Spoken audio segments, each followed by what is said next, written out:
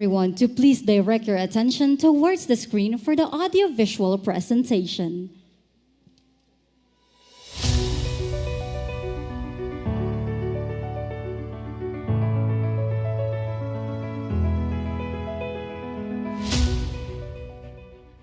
The Bataan Interlink Bridge project will transform the infrastructure landscape of the Philippines.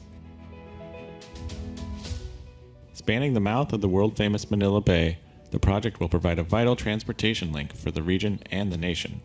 At 32 kilometers long, the new iconic gateway will drastically cut travel time between the provinces of Cavite and Bataan from 4 to 5 hours down to only 30 minutes. The project is made up of 6 main components. On the south end, a new highway connection will link the existing roads in Cavite to the bridge. Out over the water, a low causeway structure called the Marine Viaduct carries vehicles along the majority of the bridge and leads to the first of 2 shipping channel crossings.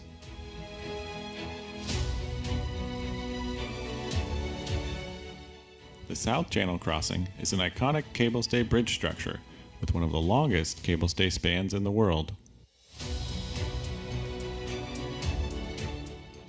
Near Corregidor Island, the bridge has an interchange which allows for turnarounds and will connect to the island as part of a future project.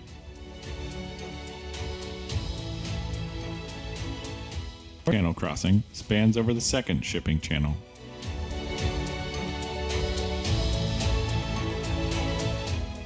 And finally, back on land, the highway extends to connect to the existing roadways in Bataan Province. The South Channel Crossing is one of the longest in the world with a clear main span of 900 meters, which allows the largest shipping and cruise vessels to pass underneath. For this cable-supported segment of the project, the roadway structure changes from concrete box girders of the marine viaducts to lighter steel boxes tied together with cross struts. The road deck is 80 meters above the water, and the full tower height is among the tallest in the world at 335 meters. The North Channel Crossing is the smaller of the 2 cable stay segments, but it is still a significantly large structure. Its main span stretches 400 meters long.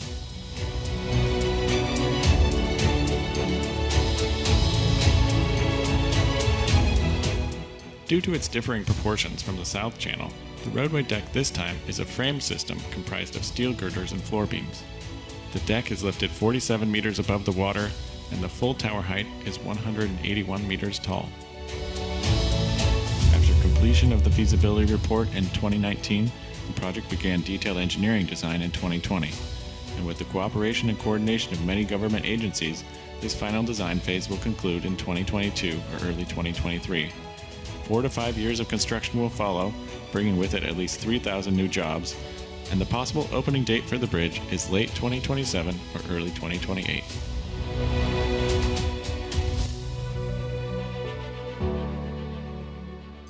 A project of this scale is an admirable undertaking. Thanks to the hard work of the Department of Public Works and Highways and the financial support of the Asian Development Bank, the Bataan-Cavite Interlink Bridge will be well worth the investment in the Manila Bay community. At this point, may we invite the President and the rest of our stage party to please rise as we shall now proceed to the ceremonial switching of the Bataan-Cavite Interlink Bridge geotechnical investigation of drilling equipment. May we request the President to kindly press the button in a short while. Ready, Mr. President? At the count of 3. 1, 2, 3.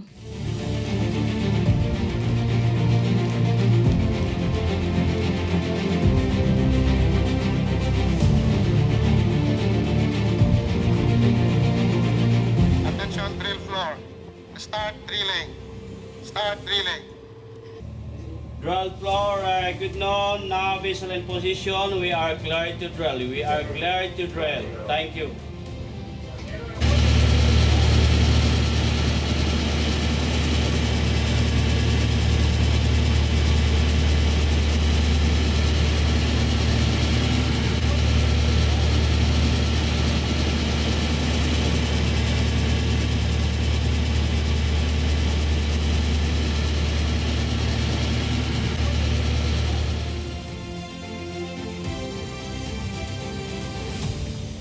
Thank you, Mr. President, and congratulations to the Department of Public Works and Highways.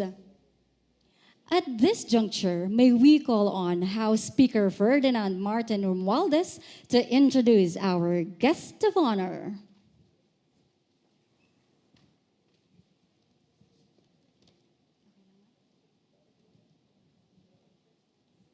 Ladies and gentlemen, the President of the Republic of the Philippines, His Excellency Ferdinand R. Marcos Jr.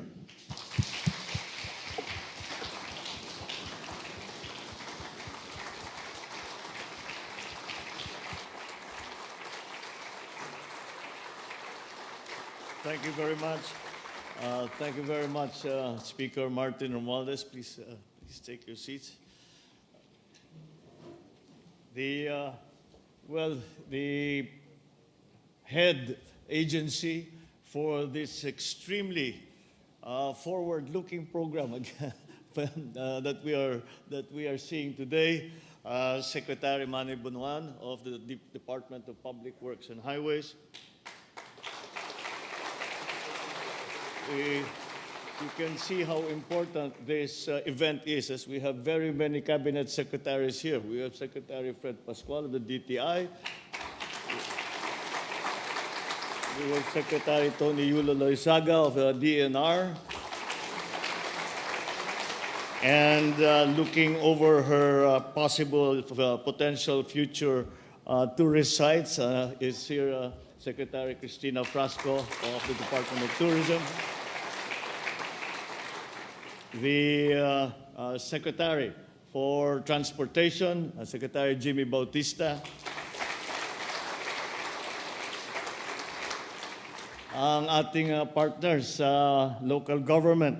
Of course, we heard from the Governor, Governor Jose Enrique Garcia,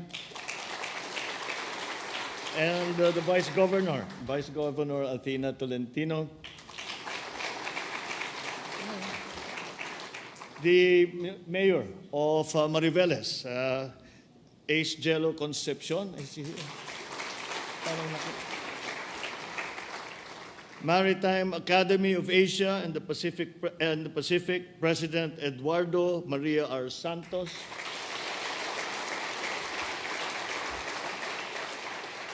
He took us to the simulator before we came here. And they simulated a short cruise under the bridge, which was very realistic and quite impressive that you have this capability, which is going to be which of course is very important for the proper training of our seafarers. There was only a slight point of concern. Dahil habang umaandar yung barko, may lumulubog na barko doon sa tabi. Kaya sabi ko, siguro kasama yan sa search and rescue na training nila. My fellow workers in government, our partners in the private sector, ladies and gentlemen, good morning. As we are gathered to celebrate the progress of another massive infrastructure project in the works, I wish to first bring our attention on the following. Every peso our predecessors have shelled out, and every peso that we will continue to spend to construct public roads and infrastructure are investments meant for many generations. There are two sides to that statement, and that when you talk about infrastructure, it takes the planning from the very beginning, from detailed engineering, feasibility studies, etc., etc. It takes maybe about 10, 12 years for you to do all of that if you do it well. However, what sometimes people do not remember is that whatever you build now, you will have to live with for, on average, 80 years. So you must look very far forward and not just think this will be, because as we have seen, the infrastructure does not disappear in 5 years unless we have lots of funding and pwedeng gibain kahit bago pa, pwedeng gibain para makapagpatayo ng mas maganda. But that's not necessarily the case. And so projects such as this, and that is why even The extra minutes that we spend on them are results of decisions made years, even decades ago. And they have been caused by many different elements, not least of which is the progress that the two provinces at either end of this bridge, Cavite and Bataan, have developed so rapidly and so well. So every day that we leave our houses to pursue our careers, our passions, and our irresponsibilities, we traverse the paths constructed by the dreams and resolve of those who have come before us. Therefore, since we know firsthand the benefits and the rippling effects that come when massive visions for the country turn into reality, it is, of course, our responsibility to keep aspiring and persevering for bigger victories for our people. The reason for our gathering here today, the Bataan-Cavite Interlink Bridge, is truly a monumental undertaking of a scale not seen before in our country. So coming here, marking the milestones related to it thus far, is an opportune time to remember the past and dedicate the present to the resilience and the fruition of this project. I extend my deepest gratitude as well to T.Y. Lin International, who have been our partner in this project. Pyonghwa Engineering Consultants Limited, Renardet DCD and DCCD Engineering Corporation. As without your efforts, we would not have come to this point in fulfilling this program. The expertise and professionalism in infrastructure development that all of you are known for has made us confident that this bridge will be constructed with the highest standards in mind, with quality and within the planned time frame. Let me also, of course, express our continuing gratitude to the Asian Development Bank and the Asian Infrastructure Investment Bank for committing to finance the BCIB project from its inception to its construction in the foreseeable future. For many years, you have played an active part in the development of my country, not only economic, but even in the social sector. And you have advanced our infrastructure systems, and it is always exciting to see that these partnerships can produce such fruit as long as we are cooperating together. If this bridge is any indication of what comes next, then I should not be the only one who looks forward to the future with great optimism. One does not need to be well-versed in construction and engineering to realize the magnitude of this endeavor. Imagine the complexity of the design. Well, most of you do not have to. You actually were involved in the complexity of design. And that design that is needed to accommodate the length of the BCIB and the depth of the Manila Bay where it will be constructed. It is an enormously difficult and complex plan that we will have to constantly commit to achieving, which are, of course, the great benefits that Filipinos will enjoy. From Central Luzon to Calabarzon, Bataan to Cavite, these are two provinces that currently have more than 5 hours worth of driving between them. With the BCIB, it's projected that that 5 hours trip will now become as quick as 30 minutes, reducing by as much as 86%, and we're reducing it to maybe 45 minutes of travel. That will be an incredible feat when it happens and would significantly help in decongesting Metro Manila, as motorists will be able. It will also help in bringing prices down for goods and services, as the transport and logistics cost will decrease, thereby generating immense savings all around. And facing the challenges, it was prescient that we continued with this project until we got to this point, and I am sure until it is finished. It is prescient because at that time we did not think of supply chain problems that now that we have, and this kind of improved connectivity is the perfect solution to that. So new opportunities will likewise be open to Bataan and Cavite and their surrounding provinces because of the easier access that will be made available. It is also impressive to think about how this project will support the development of seaports in the said provinces, making them potential international shipping gateways for the country. Again, it always feels good to look forward to the promise of better days ahead.